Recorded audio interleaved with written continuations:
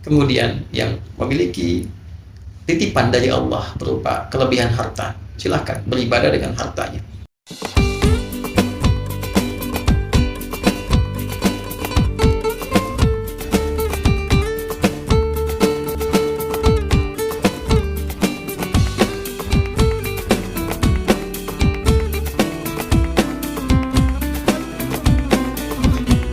Assalamualaikum warahmatullahi wabarakatuh.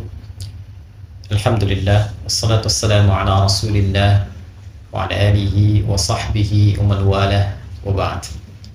Saudara-saudariku dimanapun kita semua berada, semoga video ini menemui kita semua dalam keadaan yang baik, sehat, dan diridhoi oleh Allah Subhanahu wa Ta'ala.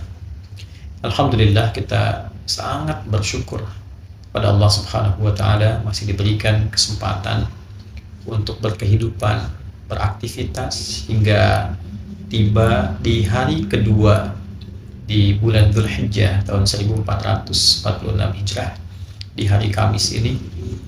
Satu anugerah yang sangat besar yang tidak setiap hamba Allah memiliki peluang yang serupa dengan kita semua. Lebih kita syukuri bahwa keberadaan kita di hari ini, di waktu ini juga disertai dengan keimanan kita kepada Allah Subhanahu wa Ta'ala. Dan iman itu sesuatu yang sangat mahal. Tidak semua yang hidup di muka bumi sampai detik ini boleh jadi punya kemampuan untuk beriman pada Allah Subhanahu wa Ta'ala.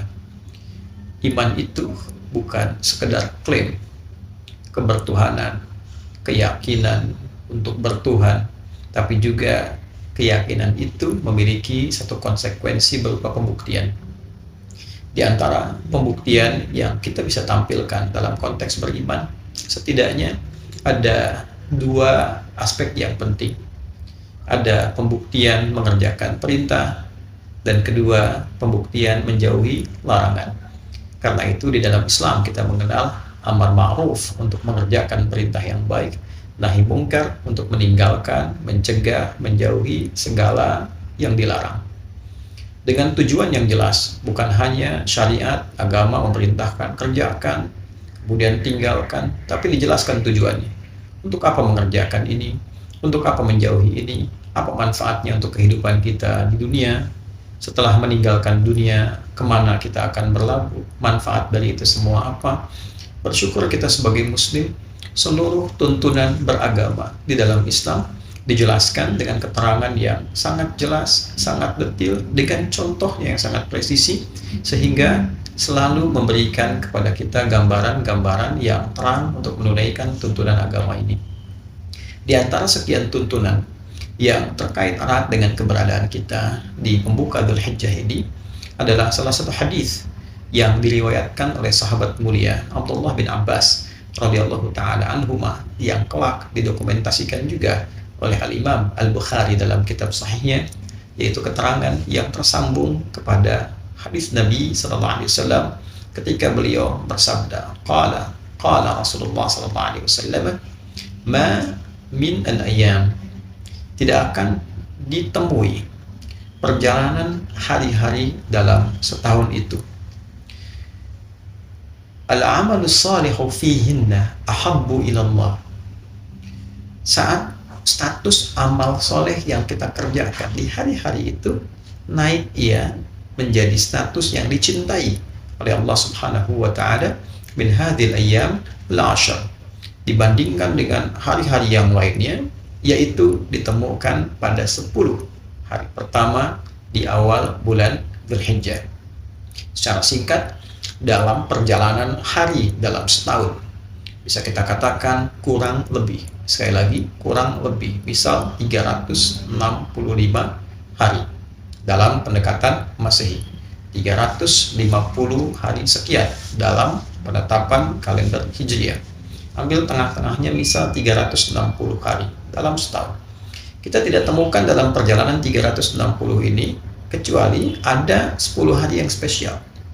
Nah, saking spesialnya dikonfirmasi oleh diantara kalangan sahabat dengan mengatakan, walal jihadu fi sabilillah ya Rasulullah, apakah status jihad fi sabilillah pahalanya, keutamaannya tak mampu juga menandingi 10 hari ini, maka Nabi katakan, walal jihadu fi sabilillah illa rajulun kharaja binafsihi wa malihi falam yarji' bidzalika min syai'. Tidak juga mampu keutamaan 10 hari ini ditandingi oleh keutamaan jihad fi sabilillah, kecuali jihad berjuang satu saja.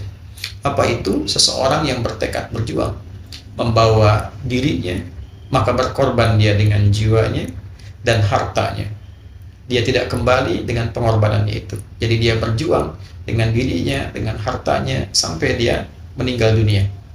Seperti orang dalam perjuangan spiritual berhaji, dengan dirinya, dengan jiwanya, dengan hartanya. Oleh karena itu, jika ada seseorang bahkan baru berniat berangkat menunaikan haji, dengan hati yang ikhlas, dengan harta yang bersih, dia berangkat dan meninggal. Itu termasuk tinggi sekali amalannya, dan tingkat jihad yang paling tinggi yang mengalahkan keutamaan 10 hari ini. Tapi di luar itu, 10 hari ini istimewa. Itulah pembuka bulan Dzulhijjah, 10 hari pertama. Maka dari itu, para ulama hampir seluruhnya mengomentari hadis ini yang statusnya sangat sahih dengan status motivasi kepada kita untuk meningkatkan perbuatan-perbuatan mulia yang dipandang oleh agama. Setiap perbuatan mulia yang dipandang baik oleh agama itu disebut dengan amal saleh namanya. Maka dari itulah kita ketika hadir di momen ini saling memotivasi diri. Bagi saya pribadi, Anda, kita semua saling mengingatkan, saling mengajak. Semua peluang tidak harus dibatasi, karena Allah akan menilai berdasarkan ketulusan niat kita. Yang berpotensi dengan badannya, fisiknya, tenaganya, dia tingkatkan amal soleh dengan fisiknya, sholatnya, baca Qurannya.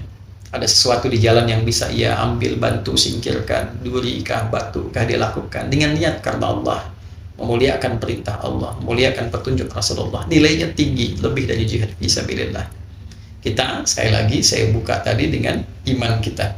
Iman ini yang memandu kita untuk meyakini. Yakin, silahkan. Belum yakin, belajar supaya mengerti mengapa ada tuntunan semacam ini.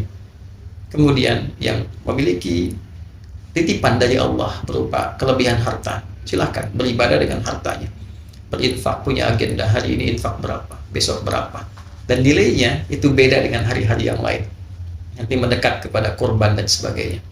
Kemudian bisa yang menggunakan intelektualnya, dia beramal soleh dengan ilmunya, dengan fikirannya, keluarkan ide-ide yang baik, memberikan share kebaikan kepada orang, menjelaskan hukum-hukum, niatkan karena Allah. Itu lebih daripada jihad fisabilillah dalam konteks ini. Insya Allah perjalanan sampai tanggal 9 ada pedomannya, ada tuntunannya. Nanti insya Allah di kesempatan yang lain kita akan coba rinci sedikit demi sedikit. Yang mau kurban disiapkan dari sekarang. Yang ingin meningkatkan puasa boleh dari hari pertama tadi yang puasa, alhamdulillah. Yang belum ada kesempatan hari ini, barangkali teman-teman ya, yang pertama kemarin selesai Rabu, sekarang Kamis, yang belum sempat hari ini, Jumat belum sempat, Senin bisa mulai ya. Nanti hari ke-8 misalnya mau puasa, bisa 9 bagus, karena nilainya nanti ada yang spesial yang terkait dengan wukuf. Di sini kita puasa, nilainya bisa menggugurkan satu dosa yang telah setahun berlalu, dan itu memberikan gambaran kebaikan untuk kita. Kemudian yang akan kurban, belajar fikih kurban ya, disiapkan dengan anggaran berapa yang dimiliki, cari hewan terbaik, niatkan karena Allah. Tapi poinnya adalah, kenapa pahalanya begitu besar? Kenapa menjadi istimewa? Karena ternyata 10 hari ini diantara manfaatnya adalah menyempurnakan pelatihan Ramadan kita selama sebulan untuk melengkapi kekurangan-kekurangan, sehingga melahirkan manusia yang lebih paripurna lagi kebaikannya, menghilangkan salahnya, membangun solehnya, menghadirkan kebaikan dari menepikan salah dan membangun soleh. Kesalehan yang muncul setelah salahnya hilang itu disebut al-birru namanya, birrun. Jika itu melekat pada pribadi seseorang, maka berubah menjadi mabrurun. Ada orang demi meraih itu dia menunaikan haji yang merubah perilaku orangnya menjadi lebih baik dari sebelumnya, lebih soleh dan hilang salahnya. Dia tekan salahnya untuk muncul solehnya. Itulah haji mabrur. Yang belum punya kesempatan berhaji di tahun ini, dia berusaha memaksimalkan 9 hari di awal, kemudian ditutup dengan hari ke-9 dia puasa, memperbaiki diri. Karena itu kalimatnya serupa dalam substansi. Al-Hajju Arafah, di sini Siyam Yaumu Arafah. Al-Hajju Arafah, puncak hajinya Arafah. Di sini Siyam Yaumi Arafah, puasa yang ditunaikan pada waktu Arafah. Orang yang wukuf di sana, kita menunaikan di sini puasa dengan nama untuk menunjuk substansi yang serupa, bukan puasa biasa. Koreksi diri, mengenal diri, mengenal kekurangan, menepikan yang salah, membangun yang soleh. Ketika berbuka, kita berbuka dalam keadaan lebih baik. Ada yang mampu menyembelih hewan korban, sifat jelek hewaninya dibuang, sifat insaninya muncul. Maka berzikirlah hari ke-11, 12, 13 ayam tasyrik.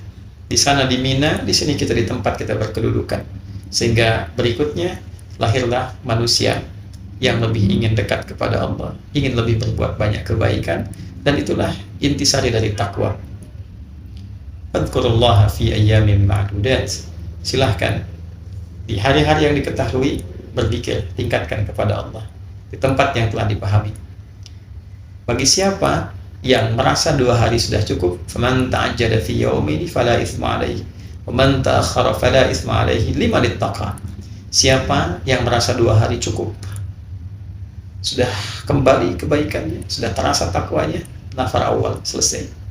Siapa yang ingin menyempurnakan, dalam arti masih ada yang kurang, saya pengen perbaiki lagi, hari ketiga dia merasa nafar akhir selesai, silahkan, gak ada masalah di situ. Liman ittaqa, bagi siapa yang menyimpulkan sudah punya jiwa takwa yang tersimpan pada dirinya. Kita yang belum haji, kita rasakan suasana itu, refleksikan diri kita, rasakan perubahannya. Ketika merasakan perubahan takwa, itulah al-birrun yang dilekatkan pada jiwa menjadi mabrurun, dipraktekkan menjadi istimewa, maka berubahlah ia, bertransformasi menjadi pribadi yang lebih baik dari sebelumnya. Itulah yang mahal dibandingkan dengan jihad fi sabilillah.